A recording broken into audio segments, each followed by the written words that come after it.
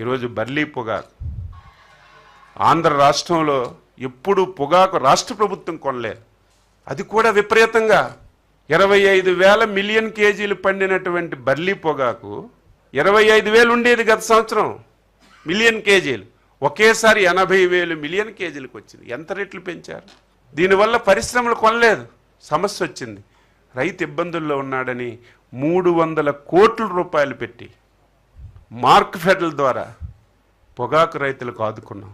ఏ సమస్య వచ్చినా ఒకరు చెప్పవలసిన అవసరం లేదు, బాధ్యత గల ప్రభుత్వం. అయితే ఈరోజు రాజకీయ ముసుగులో ఒక రాజకీయ పార్టీ పెట్టి ఒక క్రిమినల్ యాటిట్యూడ్తో ఈ రాష్ట్రాన్ని నాశనం చేయాలని ప్రయత్నం చేస్తున్నాడు.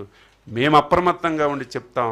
ప్రజలు కూడా అప్రమత్తంగా లేకపోతే, ప్రజలు కూడా ప్రశ్నించకపోతే, ప్రజలు కూడా తిరగబడకపోతే చివరికి నష్టం జరిగేది ఈ రాష్ట్రానికని ప్రతి ఒక్కరూ తెలుసుకోవాలని చెప్పి సందర్భంగా తెలియజేస్తూ, ఇది ఒక డ్రామాలో భాగంగా ఒక ప్లాన్ ప్రకారం జరిగిపోయిన తర్వాత లేనటువంటి సమస్యని ఆయన రాజకీయ పబ్బం గురించి ఇంకా ఇలాగా సైలెంట్గా ఉంటే జెండా పీకే పరిస్థితి వస్తుందని జెండాను కాపాడుకోవడానికి ఇటువంటి వేషాలు వేస్తున్నాం.